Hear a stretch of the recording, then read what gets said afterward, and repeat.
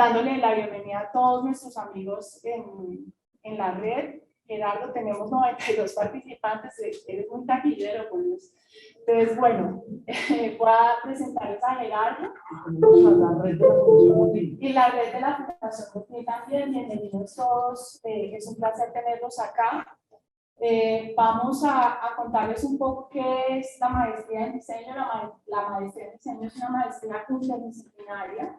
Yo soy politóloga, soy profesora en diseño, y esa clase que se llama Todo Sabotar es una clase ejemplo de un esfuerzo interdisciplinario en donde nuestros estudiantes de maestría en diseño lidian con problemas públicos. En esto específicamente queremos saber cómo incentivar el interés por votar, aumentar las competencias, el conocimiento con la votación, por ejercer el derecho al voto, y básicamente los estudiantes hacen todo su trabajo alrededor de esa problemática. En Colombia tenemos una participación que puede ir del 45 al 60% dependiendo de la elección. Miguel nos puede contar un poquito más de eso. Pero tenemos aún muchos retos dentro del sistema electoral para que la participación sea óptima. Entonces, lo que vamos a tratar de hacer hoy es entender desde la perspectiva regional, después de toda la experiencia que tiene la OEA, qué significa tener una buena elección en el mundo democrático, cuáles son esas características, cómo funciona ese servicio dentro del Estado para que la ciudadanía pueda acceder de forma ecuánime y eficaz y eficiente a las urnas el día de la votación, y cuáles son esas tendencias que vemos en la región. Para esto, pues obviamente les voy a contar un poco quién es Gerardo, y después introduzco a nuestros otros panelistas. Entonces, Gerardo, además de ser un gran amigo, es el director del Departamento para la Cooperación de Observación Electoral desde el 2014. Como director de la observación electoral, ha dirigido más de 80 misiones en 27 países de América Latina y el Caribe. Entre febrero y julio del 2018 se desempeñó como secretario interino para el fortalecimiento de la democracia. Anteriormente ha trabajado en el Instituto Nacional Electoral de México, fue subdirector de normatividad de la coordinación del voto de los mexicanos residentes en el extranjero y coordinador del Comité Técnico de Especialistas para el Voto de los Mexicanos, coordinador del Comité Técnico de Especialistas para el Voto de los residentes en el estaba leyendo bien, perdón. Fue además secretario de Estudio y Cuenta, jefe de la Unidad de Asuntos Internacionales en el Tribunal Electoral del Poder Judicial de la Federación de México. Es licenciado en Derecho y cuenta con una maestría en Relaciones Internacionales y Comunicación. Bueno, ha sido docente universitario, conferencista, en fin, tiene todos los pergaminos habidos y por haber. Les presento a Paca. Paca, si quiere usted contar un poquito de este esfuerzo que estamos tratando de hacer y darle la bienvenida a la Fundación Botín. Gracias, Mónica. ¿Y debemos ponernos esto o quitarlo? No sé, pero es que para proyectar la voz al micrófono, mi sensación es que no está. Hagámoslo así, entonces estoy a media tinta, soy tibia. Hola, bienvenido y muchas gracias. La Fundación Botín y la Universidad de los Andes tienen un nuevo acuerdo que nos pone muy felices en la universidad. La Fundación Botín este año va a tener su 13ª cohorte de estudiantes universitarios que quieren trabajar en función pública. Y lo que hace la Fundación Botín es invitarlos a unos cursos que duran 2 meses, Francisco, que duran 2 meses. Históricamente lo que habían hecho era empezar en Madrid y terminar en Río con la Getulio Vargas, y lo que estamos haciendo ahora es que pasen por la Universidad de los Andes también, y eso pues nos pone muy felices. Y una de las tareas que hicimos el año pasado en el paso, en la semana que estuvieron los becarios en Bogotá, fue acordar con nuestra rectora, la doctora Raquel Bernal, la posibilidad de que sigamos haciendo cosas conjuntas que hacemos en la universidad, invitando naturalmente al grupo de becarios, que estamos hablando de 400 personas en América Latina, un poquito más de 400 interesados en los asuntos públicos, lo que hace que sea digamos, una masa crítica muy importante para la reflexión sobre asuntos públicos en América Latina.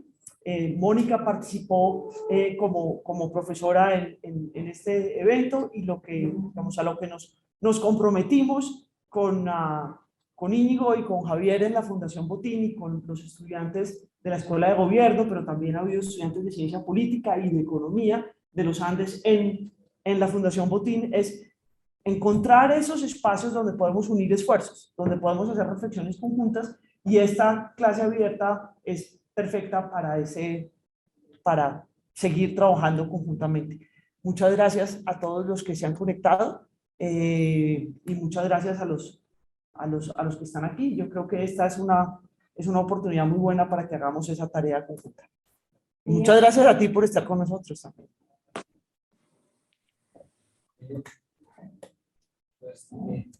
Hola, buenos días. Mi nombre es Miguel García, yo soy el director del Departamento de Ciencia Política, colega de Mónica de Rivas de hace 25 años. Y hoy estoy invitado acá y me da mucho gusto, aunque es un escenario en el que me siento un poquito ajeno a una clase de diseño, pero a mí me encanta lo que está haciendo Mónica y como decía Paca, nosotros también en el departamento hacer cosas, trabajar con quienes trabajan en ciencia política o de política en general dentro de la universidad. Creo que este es un chévere inicio para hacer eso. Así que gracias, Mónica. Gracias, Gerardo, por estar acá. Bueno, Gerardo, pues a mí se me olvidó decir mi nombre, soy Mónica Pachón, soy profesora en diseño. Estamos felices de tenerte acá. He trabajado mucho el diseño institucional electoral. Con la facultad hemos trabajado en cómo la tarifa electoral afecta los resultados de la elección. Hemos trabajado muchas veces con la registraduría tratando de mejorar el servicio. Estoy segura que desde la OEA se hacen esfuerzos similares de tratar de mejorar las elecciones y la calidad de las elecciones, y pues estamos felices de tenerte acá. Tienes 25 minutos para tu presentación y luego entonces empezamos una discusión, espero muy chévere sobre las preguntas que nos surgen. La OEA acaba de lanzar una guía de buenas prácticas. Gerardo, ¿esto cuándo fue? ¿En 2021 o...? Y a finales del año pasado. A finales del año pasado. Y pues es que sea una ocasión para invitarlos a leerla, porque es muy completa y tiene todos los principios sobre los cuales deberíamos empezar a evaluar estos procesos electorales. Gerardo, tienes la palabra. Muchísimas gracias, Mónica. Muchísimas gracias a todos por esta invitación y por esta iniciativa multidisciplinar y tan positiva, creo yo. Me queda claro que no soy yo el taquillero, Mónica, sino que el tema está candente en Colombia, ¿no? Les tengo la mala noticia que, en particular, como vamos a tener una misión, de hecho tenemos un equipo de cooperación que ha estado yendo a trabajar con la registraduría y tengo y tenemos una misión, en realidad posiblemente 3 misiones, 2 seguras y una si hay segunda vuelta. Vamos a tener que obviar hacer alguna declaración sobre el proceso en Colombia en particular. Puedo hablar de procesos anteriores. Esta será, no sé, mi 6ª o 7ª elección en Colombia, entonces creo conocer el sistema bastante bien, y hablaremos de qué es lo que constituye una buena elección, y así ustedes podrán hacer la comparación, ¿no? Encajar, ver si el saco queda o no queda grande, queda chico. Y esa es un poco la idea. Primero,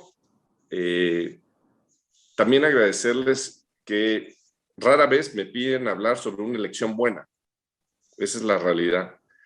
Normalmente me piden hablar sobre las fallas de las elecciones, sobre algunos detalles que pueden ir mejorando, las recomendaciones, pero rara vez hablo sobre lo que constituye idóneamente una elección positiva, buena, que satisfaga a los actores involucrados, que eso es ya muy difícil hoy en día, y también al electorado. Y empezaría con decir, una elección buena normalmente es una elección total y absolutamente aburrida. Una elección sin sobresaltos.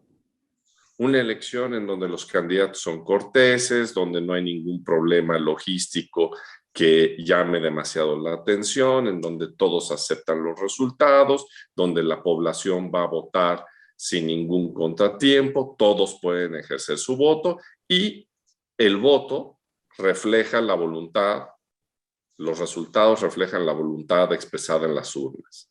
Es decir, algo sin sobresaltos. Y creo que se nos ha olvidado que la democracia en realidad debe de ser aburrida, debe de ser lenta, debe de tener mucho diálogo, mucho bla, bla, bla, como dicen, mucha negociación, pero ya palabras como diálogo, palabras como negociación, que son tan naturales y tan intrínsecas de la democracia, parecieran que son malas palabras, parecieran que son características negativas, que un político que va a negociar es en realidad un político que se vende.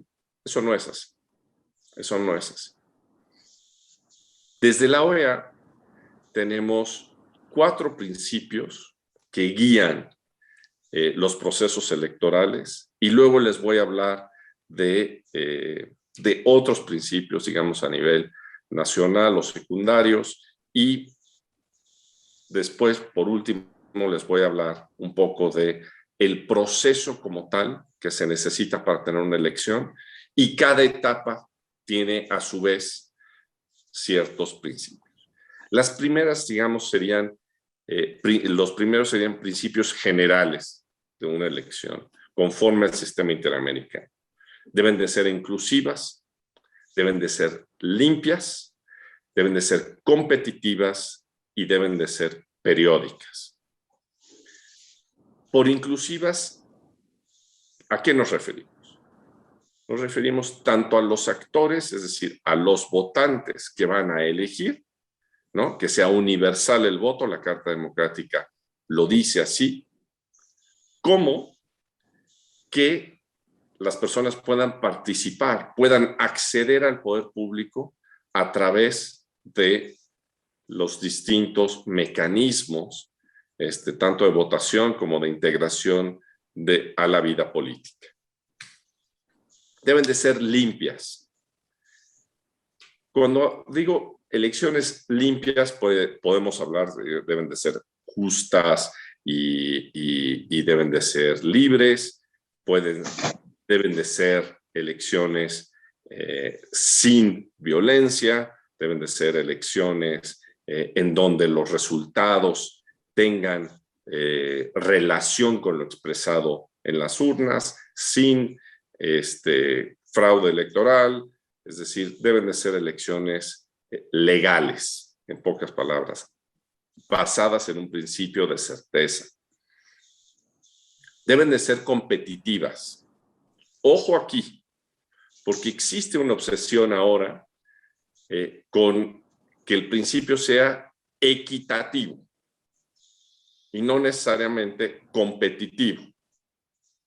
Y el principio internacional es competitivo, es decir, que se tengan todos los actores la misma oportunidad de presentarse y acceder al poder. No necesariamente las mismas condiciones. Es decir, hay candidatos que podrán tener más dinero que otros. Hay candidatos que tendrán más tiempo aire que otros. Hay candidatos que tendrán más seguidores en las redes sociales que otros. Pero lo importante es que todos se compitan en un proceso eleccionario que tenga las mismas reglas, que no sean unas reglas para unos y otras reglas para otros, Y eso se dice más fácil de lo que es. Cuando hable yo un poco del proceso para elegir candidatos, ahí vamos a ver estas matices. Y luego deben de ser periódicas, es decir, deben de pasar un tiempo adecuado, no excesivo, para que se lleven a cabo los procesos electorales. ¿Cuál es ese tiempo adecuado? Lo que marca la Constitución. En algunos países son cada 6 años, en otros países son cada 3, en otros países son cada 4, en otros países son cada 5. Pues eso es, digamos, lo que constituye y también van de la mano con la certeza y la legalidad del proceso. Ahora, la pandemia puso en peligro en muchos países las elecciones periódicas. Tuvimos varios procesos electorales en la región que se tuvieron que suspender, inclusive reprogramar. Afortunadamente, ninguno de los procesos fue suspendido, digamos, permanentemente, sino simplemente se planeó para una mejor fecha. Pero hubo un par de países de la región que tuvieron que emitir leyes porque no llegaban a tener los procesos electorales conforme a la Constitución y tuvieron que extender mandatos, ¿no? Tanto de alcaldes como de diputaciones, sobre todo, ¿no? Bueno.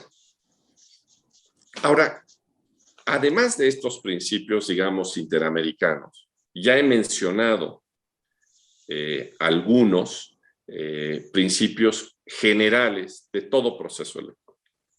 Uno de ellos es el principio de legalidad. Debe de haber normas que rijan el proceso electoral, que cumplan varias condiciones. Primero, que sean aplicables y aplicadas a todos los contendientes y a todos los electores. 2, deben de ser, y este es súper importante, y también a veces muy difícil de cumplir, deben de estar preestablecidas. Y cuando me refiero a normas, no quiere decir simplemente la Constitución o el Código Electoral. Puede ser algún reglamento que a mitad del proceso se emite. Puede ser una sentencia de un órgano jurisdiccional que emite un lineamiento y que puede cambiar las condiciones del proceso electoral. Eso es algo muy común en los procesos electorales de la región. Y es algo que, por decirlo menos, mete ruido en los procesos electorales. La emisión de algún tipo de regla nueva, de interpretación nueva a una norma a mitad de un proceso electoral. Deben de ser basados en un principio de certeza. Para eso es fundamental, obviamente, tener las reglas preestablecidas. Pero también tiene que ver con qué tan predecible va a ser la autoridad electoral. Es decir, la autoridad electoral y los tribunales electorales en general tienen una amplia discreción para interpretar normas electorales, para aplicar las normas electorales y para decidir asuntos concretos. Y tienen varias maneras que pueden resolver, pero siempre hay una manera que es más exacta. Siempre hay una manera que da más certeza a los procesos electorales. Y a veces estas decisiones generan igualmente mucho conflicto dentro de un proceso electoral. Debe de regirse por el principio de publicidad. Los partidos políticos y los ciudadanos deben de conocer no solo estas reglas, sino muchos de las etapas que conforman el proceso electoral. Ahora, aquí hay algunos límites a esa publicidad. Y donde están esos límites de la publicidad, ahí se generan políticamente dudas y se cuestionan esos procesos. Y les doy un ejemplo. Cada vez más existe más tecnología dentro de los procesos electorales, en todas las fases. Sobre todo, digamos, en la fase más fundamental, es en la parte de procesamiento, divulgación de resultados. Y muchas veces tenemos a los partidos políticos que dicen, bueno, yo quiero el código fuente para esta aplicación. Yo quiero todos, digamos, los elementos que conforman esta aplicación. Evidentemente, hay partes de esas aplicaciones que por seguridad no se pueden entregar. Porque si se entregaran, entonces ahí puede haber un hackeo. Entonces, la publicidad tiene límites, pero en términos generales está muy ligado, obviamente, con un proceso electoral transparente. Es decir, que lo que se presente al público tenga una forma de ser revisado. Y por último, dentro de estos, digamos, principios adicionales, la imparcialidad de las autoridades electorales, ¿no? La imparcialidad, tanto en la administrativa como en la jurisdiccional, en los casos que existen dos autoridades electorales, en otros casos, en otros países de la región, existe uno solo, ¿no?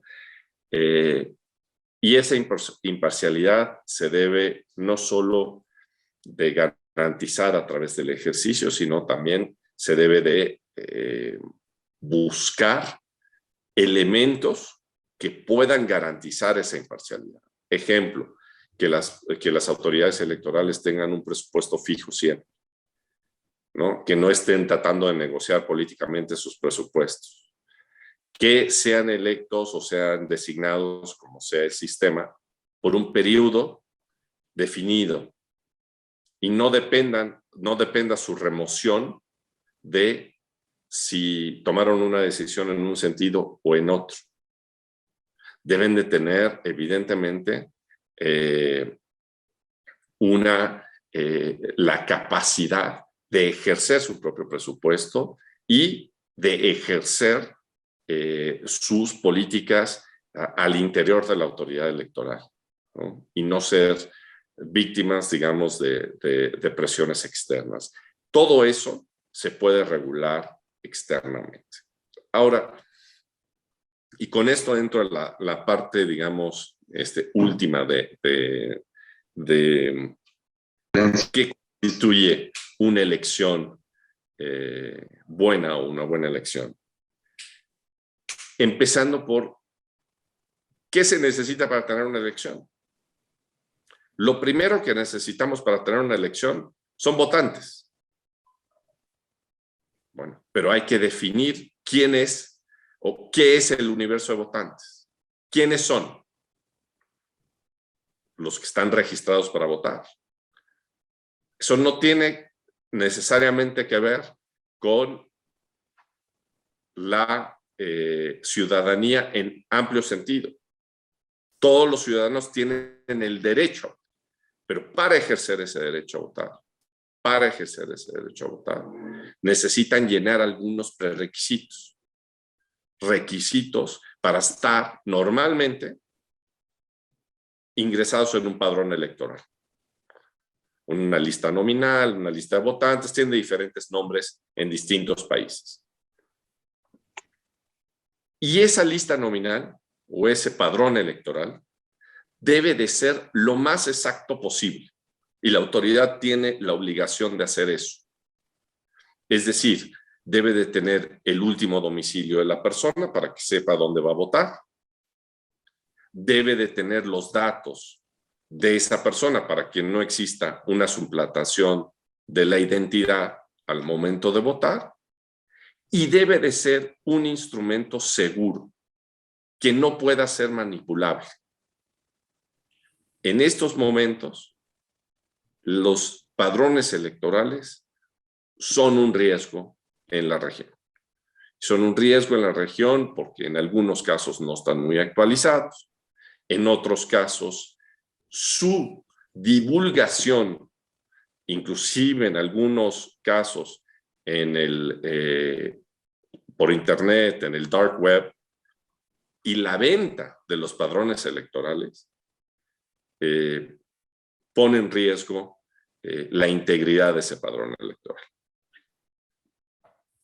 Cuando hablan algunos candidatos que quieren infundir temor o duda en el proceso electoral, que hay muertos que votan, bueno, con un buen padrón electoral, pues los muertos tienen una dificultad mayor para votar, sin duda alguna. Ese es el primer, digamos, requisito indispensable para tener una elección. Bueno, pues, ¿qué van a votar estos votantes? Pues, candidatos y candidatas. Entonces, hay un segundo elemento. ¿Qué se necesita para ser candidato y candidata en una elección? Y ahí creo que también hay una confusión de quiénes pueden participar y unos riesgos de quiénes pueden participar en un proceso electoral. Y una cosa muy distinta es tener el derecho al voto pasivo, es decir, a ser electo, y otra es tener el requisito para ser elegible. ¿Ok? Entonces, la Constitución puede decir, todos los mayores de edad pueden ser votados, pero el requisito para ser elegible puede ser, por ejemplo, para ser alcalde de un lugar o gobernador de un lugar, haber tenido residencia en ese lugar por X tiempo antes de ser candidato. Eso es un requisito para ser elegible y es totalmente legal.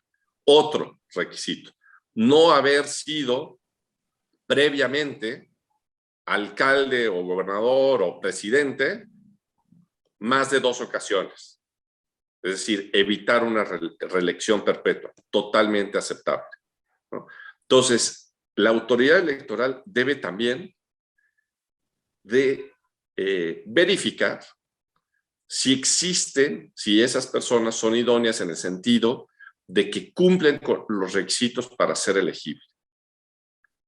Ahora, aquí tenemos grandes problemas en la región, porque los requisitos en algunas regiones, en algunos países, pueden llegar a ser excesivos y en otros no son muy claros y usan algunas descripciones muy subjetivas. Les doy ejemplo. Gozar de buena reputación. Pues ese es, digamos, according to who, ¿de acuerdo a quién? ¿No? Otro, los candidatos deben de ser y candidatas deben de ser idóneas. ¿Qué quiere decir eso? Idóneo, ¿no? Entonces, los candidatos y candidatas deben de ser honorables. Y ahí se da, pues, una interpretación por parte de la autoridad electoral, pues, que es muy laxa, muy discrecional. En estos casos, sí hemos observado que hay límites, digamos, que sobrepasan lo que está establecido en instrumentos internacionales. Y afortunadamente, en una opinión consultiva pedida a la Corte Interamericana de Derechos Humanos hace un par de años, ¿por quién? Por Colombia. Deben de estar muy orgullosos ustedes de esa opinión consultiva que pidió Colombia sobre el tema de la reelección indefinida. Ahí los jueces de la Corte Interamericana no solo hacen un gran estudio sobre la reelección en las Américas y sobre la reelección presidencial en términos generales, pero también desarrollan un test para saber si existe o no una carga injusta o cómo debe de ser, digamos, la participación política en la región, ¿no? Y cuáles son los matices a esta participación política. Les doy un ejemplo. Hay un país en la región que pide que todos los candidatos y candidatas sometan a la autoridad electoral un currículum vitae, un CV, una hoja de vida, dirían ustedes en Colombia. Bueno, resulta que se puede inhabilitar una candidatura por haber mentido en tu hoja de vida. Bueno, hay mucha gente que exagera la hoja de vida. Yo diría que la mayoría de la gente exagera la hoja de vida. Pero, ¿quién va a definir si mentiste en tu hoja de vida? Bueno, no contentos con esa limitación o esa exigencia, van un punto más allá. Se puede inhabilitar una candidatura porque omitiste algo en tu hoja de vida. No solo porque mentiste, sino porque omitiste, porque se te olvidó o porque de plano, yo trabajé en este momento porque tenía un problemita ahí, trabajé en esta empresa, pero no lo quería meter, pues lo pueden inhabilitar por eso. Ahí estamos hablando ya de excesos. Pero este tema de quiénes pueden ser candidatos y candidatas es un tema donde se necesita una jurisprudencia regional que afortunadamente nos ha dado los lineamientos la Corte Interamericana, insisto, para eso, para dejar el aspecto discrecional de que una autoridad electoral diga, tú sí puedes ser candidato y tú no. Y el pueblo no pueda escoger sobre sus candidatos. Bueno, regreso al ¿qué más se necesita? Ya tenemos votantes y ya tenemos candidaturas. Pues necesitamos a alguien que organice la fiesta electoral. Necesitamos a alguien que organice el proceso electoral, la jornada electoral, que capacite a los miembros de mesa. Necesitamos a alguien que implemente las reglas. Necesitamos a alguien, si existe dinero público, que reparta el dinero público. Necesitamos a alguien que vele por el proceso electoral. Y esa es una autoridad electoral. Normalmente es una autoridad electoral o dividida en autoridad administrativa y autoridad jurisdiccional en algunos países, y en otros países en donde todo se concentra en una misma función. Esa autoridad electoral, ya hablé un poquito sobre que debe de ser obviamente imparcial, debe de tener una serie de prerequisitos presupuestales y tal, pero también normalmente es una autoridad electoral colegiada, normalmente es una autoridad electoral con muchos pesos y contrapesos para revisar, y debe de ser una autoridad electoral que busque en todo momento, a través de la legalidad y la transparencia, tener una buena aceptación pública. Me dicen que tengo 5 minutitos, entonces voy a ir a los últimos 2 elementos o fases del proceso electoral muy rápido. Una vez que tenemos votantes, tenemos candidatos, tenemos autoridad electoral que organizó el proceso electoral y ya votaron las personas a través de diferentes mecanismos de voto, voto electrónico, voto en papel, voto preferencial, voto directo, en fin, una serie de mecanismos que en realidad debe de ser universal, secreto, y todos los demás son aceptables dentro de esos. Se deben de contar los votos. se deben de transmitir los resultados lo más, digamos, rápido y exactos posible. Eso diría yo que es un factor determinante en un proceso electoral. ¿Qué tan rápido y qué tan exactos son esos resultados preliminares o, en algunos países, finales? ¿Qué tan creíbles son? ¿Qué tanto reflejan la voluntad popular? Y por último, debe de existir, y con esto termino, un sistema de quejas.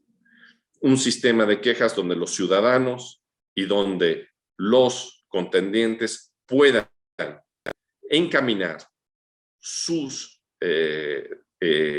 peticiones, sus quejas, sus impugnaciones de una forma institucional, con reglas claras, jurídicamente, y no sentirse en un estado de indefensión y buscar otras vías a través de la violencia o la protesta para canalizar estas quejas. Y esas quejas, y aquí, y con esto realmente termino, deben de tener dos cosas. Uno, deben realmente atender a lo que se está pidiendo, porque si no, no es un sistema de quejas que va a ser eficaz. Es decir, si yo estoy pidiendo un recuento y la autoridad electoral o la autoridad no me otorga la facultad de un recuento, no estoy siendo eficaz en la petición. Es decir, nunca va a ser suficiente eso, ¿no? Sí, ese es un, digamos, primero, es decir, debe de atender a la petición. Y dos, debe de poder resolver esa petición. Es decir, no solo debo de concentrarme en lo que me están pidiendo, debo de poder tener la facultad, porque en algunos países, por ejemplo, no existe la posibilidad de un recuento, debo de poder tener la facultad de hacer el recuento, de poder ordenar. Y eso también sucede, y entonces se queda una narrativa, digamos, del fraude o un sector de la población que nunca va a estar contento y satisfecho con el resultado electoral. Entonces, espero espero haber sido eficaz en el planteamiento de la pregunta que se me hizo de qué elementos tiene una elección buena, y espero yo haber resuelto esas dudas de una forma satisfactoria para ustedes. Les agradezco mucho la oportunidad y a la distancia les mando un saludo a todos. Y muchas gracias nuevamente a la doctora Pachón por esta gran iniciativa. Gracias, Gerardo. No sé si me están escuchando. ¿Sí? ¿Me estás escuchando? Sí. Súper, gracias, Daniela.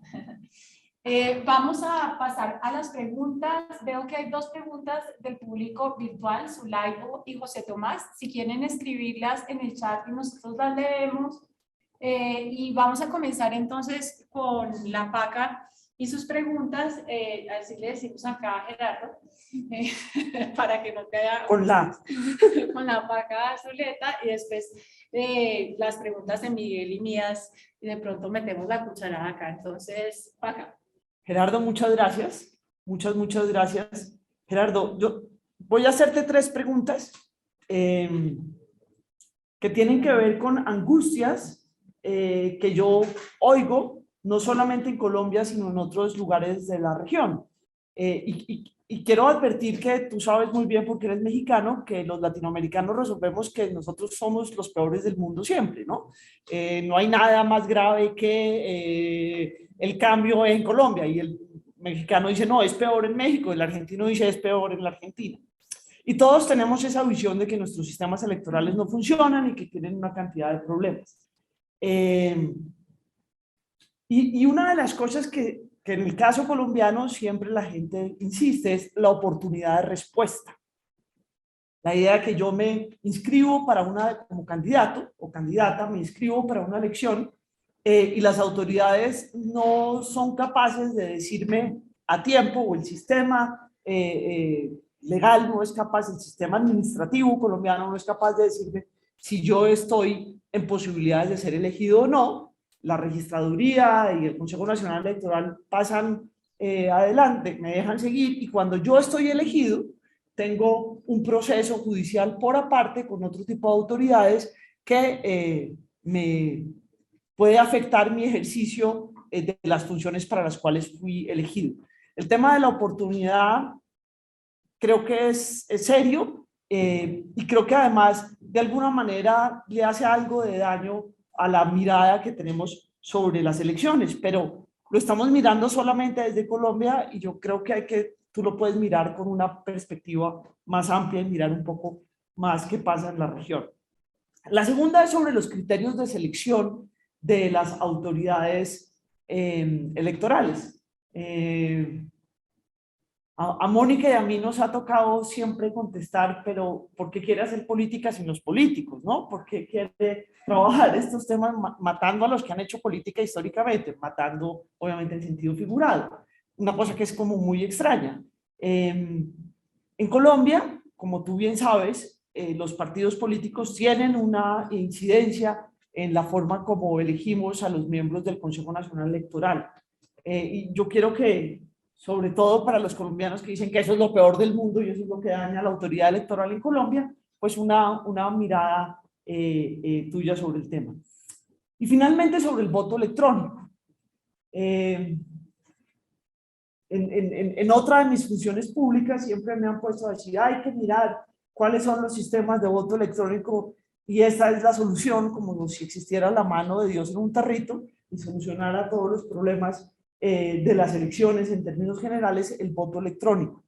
Y por otro lado, nosotros vemos una cantidad de literatura, sobre todo de los alemanes, diciendo, cuidado con el voto electrónico, ahí hay problemas significativos. Entonces yo quería oír tu visión sobre el voto electrónico también. Gracias. Gracias. Muchas gracias por las preguntas. Me la pones difícil, ¿eh? Puras preguntas bien complicadas. La primera tiene que ver también con algo que estamos viendo de la judicialización de los procesos electorales, ¿no? Es decir, nos gustaría tener, digamos, candidatos. Es un tema también de calendarización, ¿no? Candidatos y candidatas más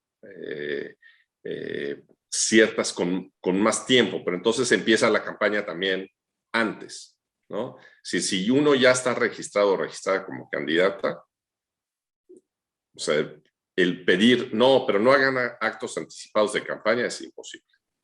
Entonces creo que ahí hay un balance, ¿no? Un balance al que se tiene que llegar en donde tenemos candidaturas firmes, pero al mismo tiempo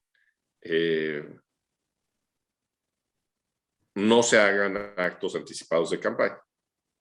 Ahora, yo les voy a decir, digamos, otro extremo, el caso de que además Mónica conoce muy bien porque fue nuestra especialista en partidos políticos en la misión que tuvimos en Guatemala hace unos años, ¿no? Allá, una vez que están firmes las candidaturas, se puede inhabilitar, por decirlo de una forma, a la persona por algún delito que haya cometido o por algún juicio, no sé, allá se les dice antejuicios que se les levantan, pero la chapa, digamos, no se puede sustituir. Es decir, la candidatura no se puede sustituir. Entonces, si el partido político presentó a candidato A y candidato B, a presidente y vicepresidente, candidata A y candidata B, y una o uno es inhabilitado, ya no pueden sustituirlo. Entonces, existen, digamos, es una pregunta muy profunda la que haces, ¿no? Porque no es tan fácil como vamos a hacer las cosas con más tiempo y que la autoridad electoral cumpla su función de registrar a los candidatos a tiempo y nos notifiquen. No, porque también se ha vuelto, hay que decirlo, una estrategia política. Si no puedo con el contrario, a ver si lo puedo inhabilitar. Eso ya se ha vuelto una... Pero inclusive les diría, ni siquiera es, en muchos casos, el candidato opuesto. Las peores luchas son las internas de los partidos políticos. Ah, yo no gané, entonces este tampoco va a ganar. Es terrible, ¿no? Luego, en criterios de selección de autoridades electorales, ahí te diría que pues que hay dos visiones, ¿no? Una visión sobre si deben de ser partidos políticos o si deben de ser personas, digamos, imparciales, sin ningún nexo con partidos políticos. Primero, creo que, y hay, digamos, varios sistemas, hay inclusive algunos sistemas en el caso, por ejemplo, el caso mexicano que combina las dos figuras, ¿no? Es decir, existen miembros del Consejo del Instituto Nacional Electoral que son de un partido político y tienen voz, pero no tienen voto, y luego están los consejeros ciudadanos, digamos, los consejeros electorales que no están afiliados a ningún partido político.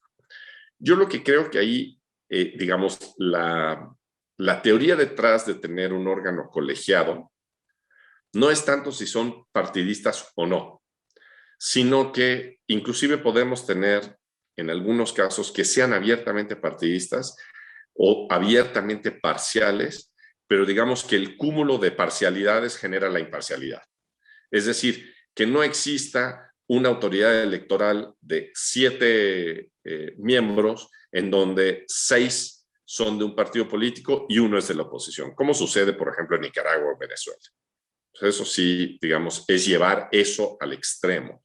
Debe de haber ahí un balance, ¿no? Y sobre el voto electrónico, aquí, digamos, hay muchas... uno no creo necesariamente que sea la solución a todos los conflictos o a todos los problemas. Creo que sí, el voto electrónico tiene algunas ventajas. Una de las ventajas es la rapidez. Otra de las ventajas es que disminuye muchísimo los errores aritméticos, ¿no? Otra de las ventajas es que en los países donde existe una población muy grande, en los países con mayor población del mundo, se está volviendo muy difícil tener el voto en papel. Ahora, creo que existen también algunos argumentos a favor del voto electrónico que son de plano falsos. La gente que dice que el voto electrónico es más barato, no es así. No es así.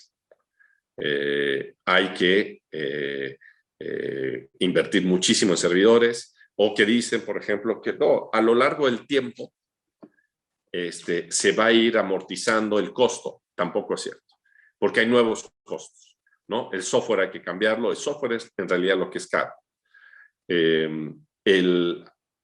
decir, yo les pregunto a ustedes, ¿cuántos de ustedes tienen el mismo teléfono ahorita que tenían en las elecciones presidenciales pasadas? Pocos, yo creo, ¿eh? Pocos. Quizá alguno, pero la inmensa mayoría han cambiado sus teléfonos celulares en los últimos 4 o 5 años, ¿no? Y la razón es simplemente porque un día te llega un mensaje que dice, el app que tanto te gustaba ya no es compatible con tu teléfono celular. O la memoria, o la tecnología simplemente va avanzando y quieres otra cosa mejor. Entonces, con ese argumento no estoy de acuerdo, y lo hemos visto en Brasil, lo hemos visto en la India, lo hemos visto en Indonesia, lo hemos visto en Estados Unidos, los el costo, digamos, ellos han amortizado sus costos en otras cosas, en tener menos máquinas. Imagínate, en tener menos máquinas, y por eso hay filas de 2,000 y de 3,000 personas el día de la elección. Pero porque es caro. Es caro tener tantas máquinas, es caro el software, es caro. Bueno, entonces ese es un argumento que a mí me parece que es una ficción. Pero, y luego está el tema que es mucho más fácil meter una duda en un sistema electrónico sin papel que en un sistema que tiene formas de auditar postelectoral más entendibles para la gente, ¿no? Porque inclusive en los sistemas como el sistema brasileño, que no tiene digamos, un recibo de voto o un voto impreso, existen muchas formas de auditar esa votación, pero es difícil entender cómo se está auditando. Tienen inclusive una votación paralela el día de la elección, en donde de forma aleatoria escogen máquinas y hacen que esas, digamos, hacen una votación abierta en esas máquinas para probar que la máquina está funcionando correctamente. Pero pues eso es difícil explicarle a una persona, ¿no? Entonces, yo creo que yo soy en particular un creyente de que tanto la tecnología nos está llevando a que todo lo electrónico sea parte de nuestras vidas y va a ser muy difícil que el votar no lo sea, creo yo, como el hecho de que tiene algunas ventajas que se van a ir pudiendo atender todos esos miedos que existen sobre el voto electrónico en un futuro. Y 3, que somos tantos, y ojo, y estamos en tantos lugares. Sí, ya hay muchísimos colombianos en España, hay muchísimos colombianos en Estados Unidos, hay muchísimos colombianos en todas partes que preferirían votar tal vez por internet, que tal vez no, o por otro mecanismo, que votar en sus consulados. Porque la red consular no alcanza a todos los colombianos, a todos los venezolanos, a todos los mexicanos que estamos en el extranjero. Entonces, creo que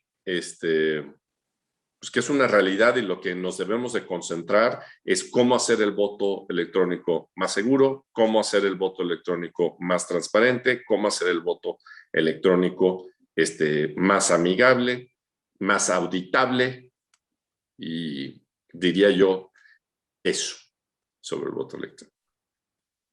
Gracias. Sigue Miguel. Miguel, ¿alguien más duro? Porque cuando usted habla, ¿No me oyen? no. Bien, voy a hacer el esfuerzo de hablar lo más duro que puedo. Es fácil para mí. Gerardo, yo quiero hacerte un par de preguntas y para formular mis preguntas quiero darles algunos datos. Yo trabajo temas de opinión pública. Quiero hacer mis preguntas desde lo que sabemos en Colombia sobre la confianza de los ciudadanos sobre la democracia. Si uno mira la satisfacción de los colombianos con el funcionamiento de la democracia en 2004, casi el 60% estaban satisfechos con el funcionamiento de la democracia. Hoy apenas el 26% está satisfecho con el funcionamiento de la democracia. Y pasa algo similar con la confianza en las elecciones. En el 2012, el 40% desconfiaba de las elecciones. Y hoy esa desconfianza en la organización electoral llega al 60% en Colombia. La última encuesta que hicimos, de la que tenemos datos, que es el 2020. Yo quisiera preguntarle, digamos, si en tu experiencia de los últimos años en Colombia, yo creo que esa es una tendencia que también se ha presentado en el resto de la región, ¿ves algún vínculo entre el aumento de reportes de riesgo electoral y lo que ustedes como observadores encuentran en la región y particularmente en Colombia con esa caída de confianza? ¿Hasta qué punto efectivamente uno podría vincular esa percepción, digamos, como con una ciudadanía que está diciendo hay más problemas? Digamos que es como que fue antes el huevo o la gallina, o obviamente no quiero que respondas a esa pregunta, pero sí hay una correlación entre una y otra cosa. Pero si yo me voy a acercar al micrófono. Acá. Te escuché la pregunta, Bueno, entonces no me vas a ver, pero vas a escuchar el resto. Y lo otro tiene que ver, digamos, con algo que a mí me interesa también mucho, que tiene que ver con las narrativas de los políticos sobre nuestra democracia. Y es, hace poco en un debate, un grupo de políticos les preguntan si en Colombia hay una democracia, están compitiendo para ser presidentes y dicen no, aquí no hay una democracia. Hoy el 30% de los colombianos se ubican en extrema izquierda, el 30% en extrema derecha y el centro está medio desocupado. ¿Qué tanto crees tú que esas narrativas sobre la forma como nos narran los políticos tienen que ver, digamos, con lo que ustedes están observando y con los riesgos que percibe la ciudadanía y les cuentan a ustedes que hay en la región? Y la última pregunta, déjenme hacer la última pregunta. Tres. Bueno, ¿y yo? ¿También hace tres? No, la primera eran 1:30. Hágale. Y la otra es, pues si quieres no responderla, pues obviamente está bien, ¿cómo crees que evoluciona la confianza en las misiones electorales en un contexto regional en el que parece haber más competencia de misiones electorales, algunas de las cuales pues son de distinto origen, dejémoslo de esa manera, digamos, ya ustedes no son los únicos que llevan a cabo esas tareas? La última puedes dejarla sin responder. La indicación de No, es la que más voy a responder. Bueno, muchísimas gracias. Excelentes preguntas. A ver, empiezo con el tema de la confianza en la democracia o la satisfacción de la democracia. Yo creo que aquí hay dos cosas que hay que ver. Primero, muchos de estos estudios, creo yo, que van a conclusiones equivocadas. El hecho de que la gente esté insatisfecha con la democracia, ojo, no quiere decir que quiere dictadura, ¿eh? No quiere decir que quiere dictadura. Lo que quiere decir es que quiere una mejor democracia. Una democracia que en nuestros países, por lo menos, enfrente a los problemas reales del día a día, que tienen que ver con seguridad, que tienen que ver con desigualdad, que tienen que ver con empleo, básicamente. Y llevamos, si uno ve los últimos 20 años y todos los índices de la región, digamos, país por país, básicamente las tres cosas que la gente pide son seguridad, empleo e igualdad. Inclusive en un año de pandemia, pocos países tenían salud en los primeros tres. Entonces, creo que pues tienen razón, la gente está enojada. ¿Por qué? Somos la subregión más insegura de todo el mundo. Somos la subregión más desigual de todo el mundo. Y donde hay más o menos es que hay algunos países con mayores o menores índices de desempleo, pero en términos generales tenemos menos desempleo que Europa, por ejemplo, ¿no?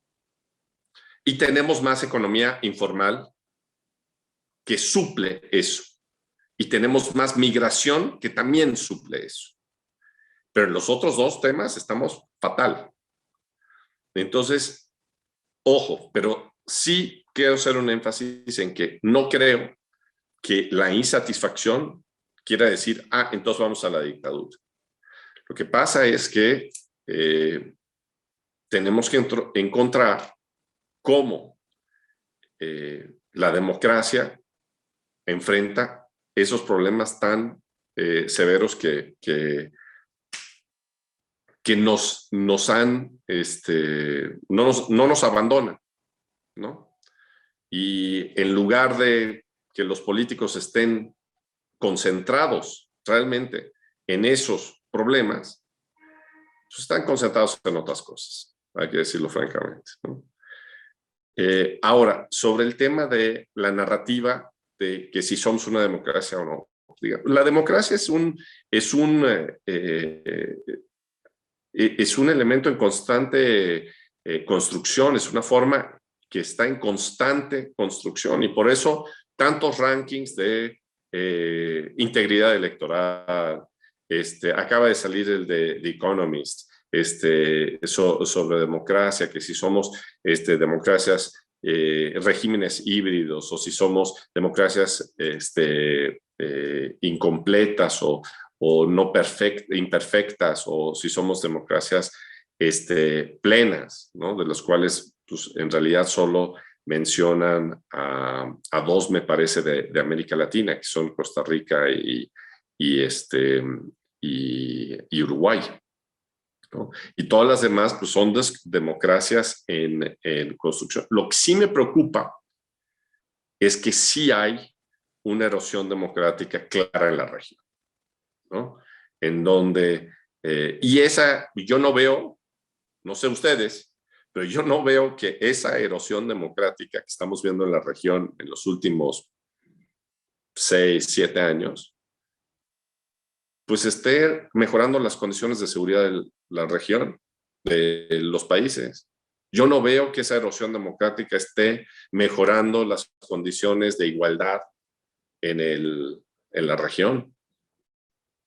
Entonces, lo que debe de haber es, dejemos de discutir sobre si es democracia sí o democracia no. Esa ya ni siquiera debería ser una discusión. La respuesta es democracia sí, siempre. ¿Cómo mejoramos nuestra democracia? No cómo la empeoramos, que parece ser que es lo que estamos haciendo en algunos países de la región. ¿Cómo la mejoramos? Esa es la discusión. ¿Cómo tenemos, como dice el secretario general Almagro, cómo tenemos más derechos para más personas, no menos derechos? ¿Cómo tenemos más equidad? Y más equidad no quiere decir que todos seamos más pobres, ¿eh? Que también es otra visión, ¿no? No, eso no es más equidad. Eso no es menos desigualdad. Ah, bueno, entonces ya todos somos pobres. No. Entonces, creo que esos son temas que se plantean desde un lente equivocado.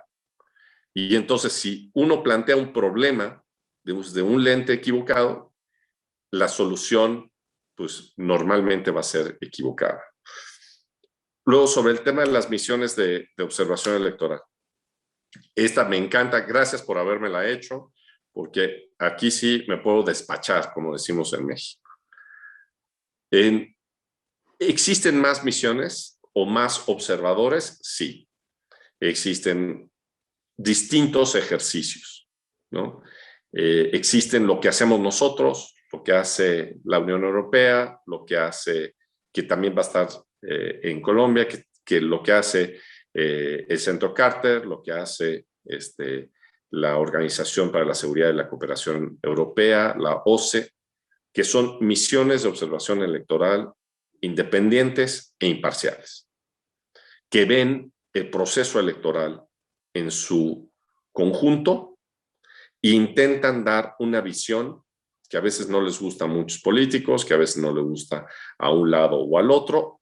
Hay veces que no les gusta a ninguno de los dos lados, porque las elecciones tienden a ser grises y no blancas y negras, ¿no? Y a nosotros lo que nos toca es dar la visión más exacta y más veraz del proceso electoral. Hay otros ejercicios, y hablo entre comillas, de observación electoral, que pues, ahora está muy de moda que traigan diputados de ciertos países europeos de un lado y del otro. Pues sí, bueno, eso es un ejercicio de traer un replicador de mi mensaje de otro país para decir lo que yo quiero decir. Eso no es un ejercicio de observación electoral, ¿no? Hay ejercicios de cooperación institucional que a mí me parecen muy positivos, ¿no? En donde otras autoridades electorales de la región van y ven lo que hay y emiten un informe privado a la autoridad electoral de cómo pueden mejorar y resaltando las cosas positivas. Me parece estupendo. Ese sí, un ejercicio muy bueno, ¿no? Y sobre, digamos, la confianza de las misiones de observación electoral, y tú fuiste muy diplomático, yo voy a ser menos diplomático que tú. Nosotros en la OEA tenemos una cruz partidista dependiendo de dónde vamos. Entonces resulta que vamos a Perú y estamos ahí, defendemos el resultado electoral en Perú y ahora somos comunistas. No somos comunistas. O estamos en Bolivia y decimos lo que dijimos y entonces somos fascistas. No somos fascistas. Decimos lo que vemos y somos incapaces de no decir lo que vemos y somos incapaces de decir lo que no vemos. Y Mónica, que ha participado en elecciones con nosotros, sabe perfectamente eso.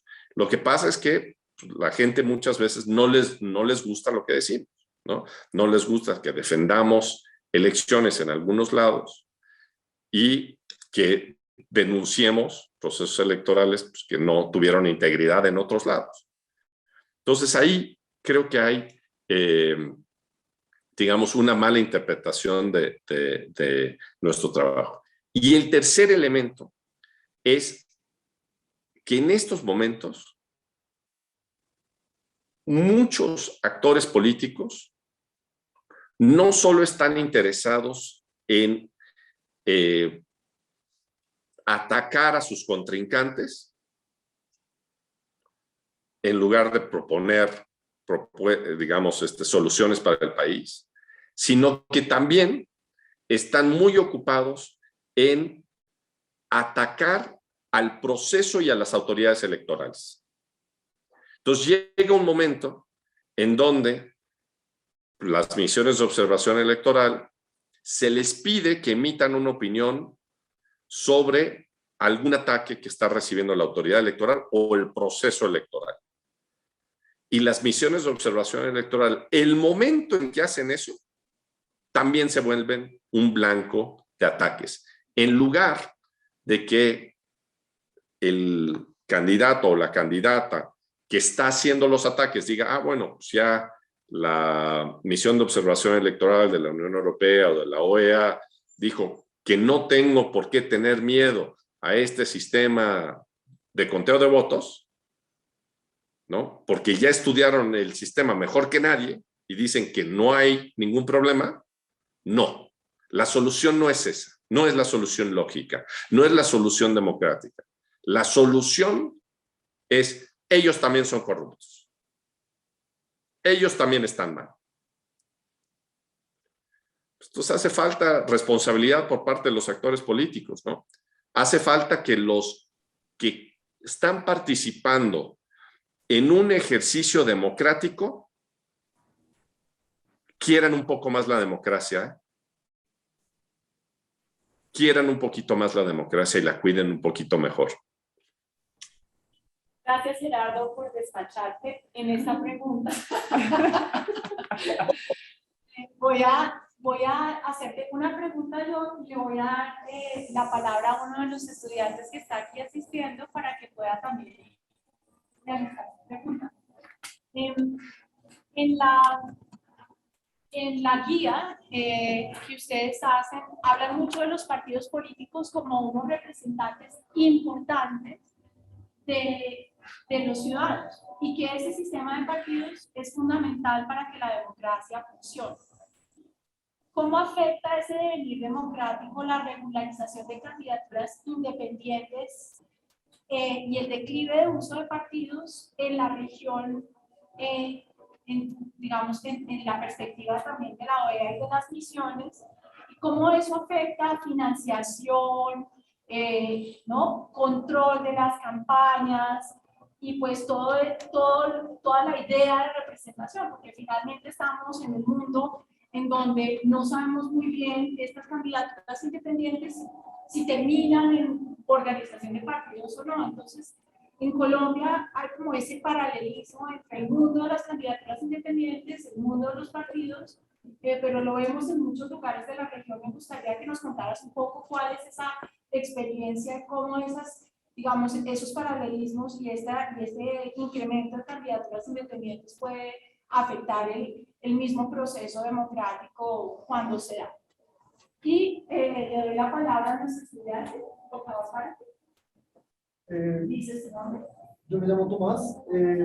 Y Gerardo, yo le quería hacer una pregunta. Entre los 5 puntos de una buena elección está la rapidez y la exactitud del conteo de votos. En Colombia es obligatorio ser jurado de votación y creo que pocas personas se toman, digamos, la obligación como algo honroso. Miguel nos da unas cifras ahorita de alrededor del 30% de confianza en una democracia, ergo el 70% de desconfianza en la misma. Pero entre ese 70% la posibilidad de ser jurado de votación y contarse en el 70% es altísima. ¿Qué tan confiable es entonces el resultado de un jurado de votación cuya probabilidad de haber sido elegido y no confiar en la democracia es alta? Ese margen de error que queda en los humanos, que primero somos partidistas, los ciudadanos, o tenemos ideologías que nos van a sesgar, nos piden ser imparciales, pero además para abogar por algo en lo que no creemos. Entonces, esa es como la pregunta. ¿Cómo se puede corregir ese error? Bueno, muchas gracias por las preguntas. Bueno, sobre las candidaturas independientes, creo que ahí hay, o sea, tú misma mencionaste, Mónica, varios problemas, ¿no? O sea, o varios, diría yo, varios retos, ¿no? Es decir, el tema de la financiación, el tema de cómo saber qué ideología representa o no la candidatura independiente. Pero yo me referiría más al tema de cómo va a gobernar un candidato independiente cuando llegue, ¿no?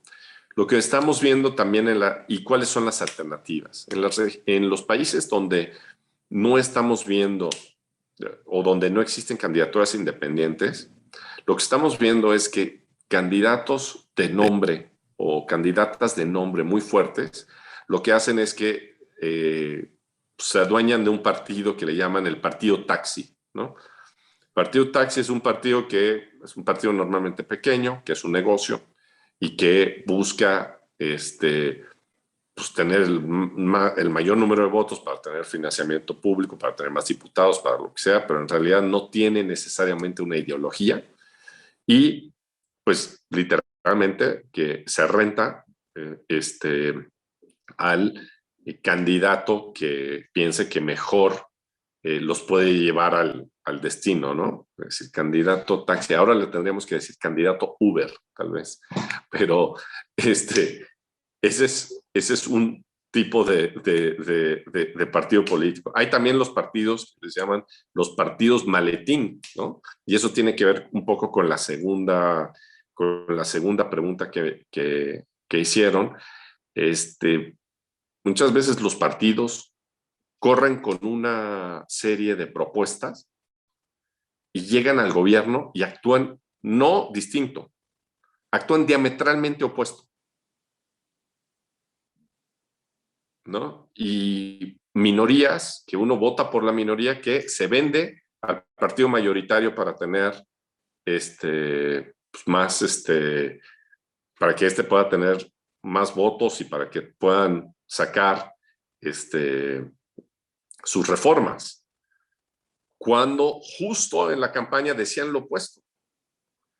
Y eso más bien tiene que ver con, en la pregunta que me hicieron, yo creo que la desesperanza no tiene nada que ver, o el enojo con la democracia no tiene nada que ver con el hecho de que si fuiste a votar o no, o con el hecho de que fuiste miembro de mesa o no. Si tú puedes estar convencido de que contaste bien los votos y en tu mesa se contaron bien los votos. Pero si el candidato hace cosas cuando llega al poder totalmente distintas a las que a las que te prometió, pues ahí hay ahí hay un problema de fondo mayor. Y ahí está un poco, la desesperanza tiene que ver mucho con las expectativas, ¿no? Si ustedes tenían las expectativas de que yo fuera a hablar del proceso electoral y llego y les hablo sobre, pues no sé, perros, tal vez a alguno les guste y diga, no, pues fue muy interesante lo que dijo sobre los perros y sobre las razas y sobre esto y sobre el entrenamiento de perros, pero pues no era lo que esperaban, no fueron ahí para eso. Entonces lo mismo pasa con los políticos, es decir, se promete fácilmente, ¿no? Ahora, ningún candidato va a ganar diciendo, oiga, mira, fíjense que la inflación viene complicadísima el año que viene y no vamos a crecer prácticamente nada porque el país está endeudadísimo y entonces, y bueno, el tema de seguridad es fuerte porque tanto las Fuerzas Armadas como la policía no están haciendo su trabajo y están corrompidas desde adentro. Ningún candidato va a ganar si dice eso. Entonces, el sistema también propicia promesas, digamos, irreales, ¿no? Irreales de cumplir. Entonces, creo que me preocupa mucho más y aquí, en esto sí creo que hay que concentrarnos. Me preocupa mucho más el abstencionismo que la desesperanza. Es decir, el que alguien diga, no estoy contento con la democracia, pues yo creo que poca gente realmente está contenta con la democracia, pero sí me preocupa que la gente deje de participar. Y ese sí es, y con esto termino, un problema que ha venido empeorando en Colombia. Aquí me voy a ganar algunos enemigos seguro. Yo soy total y absolutamente contrario a voto en blanco, que en Colombia es un tema muy fuerte, que inclusive se ha institucionalizado. A mí me parece que la abstención o el voto en blanco en realidad solo es medio respetable en los instrumentos de democracia directa que tienen un umbral de participación y ahí tiene un efecto concreto, pero en realidad en una elección se debe de elegir o al que uno más quiere o al menos peor.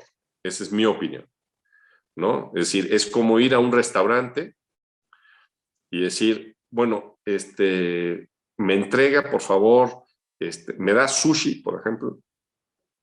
No, aquí no servimos sushi. Ah, entonces no quiero nada.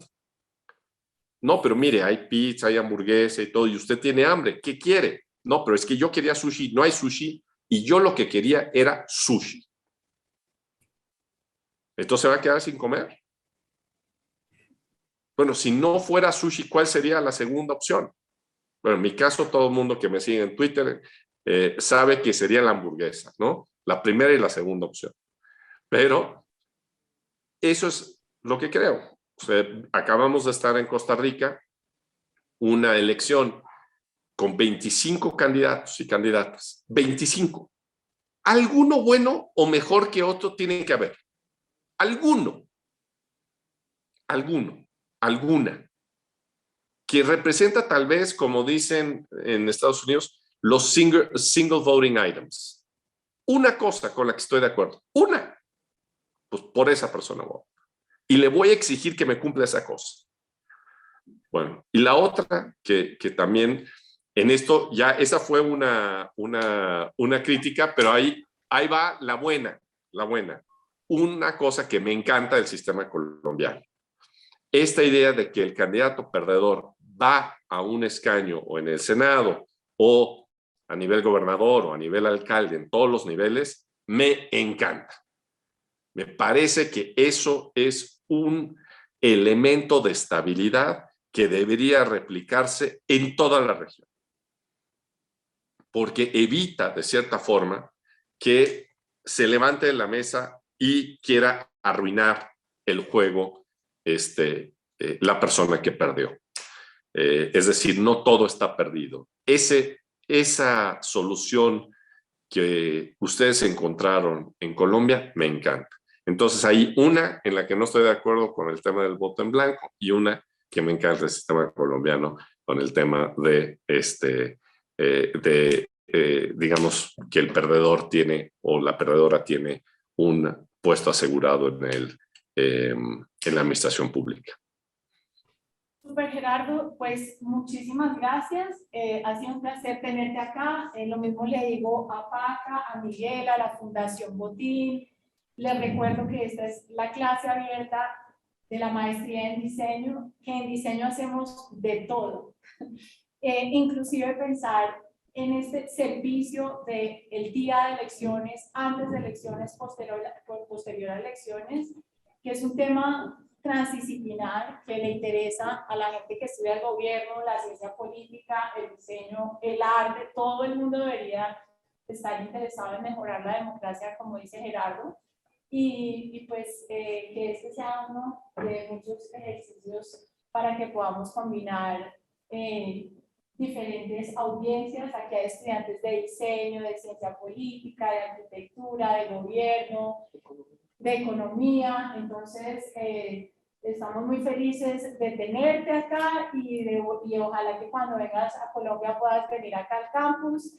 Les agradecemos a todas las personas que estuvieron conectadas, que chévere poder intercambiar ideas. La próxima vez prometo más tiempo para preguntas, pero se nos fue el tiempo. Gerardo, hay gente de toda América Latina, no solamente colombianos. Hay compatriotas tuyos. Exacto, y bueno, no sé, Miguel, Paca, si quieres despedirse, ya las gracias. Bueno, gracias. Gracias.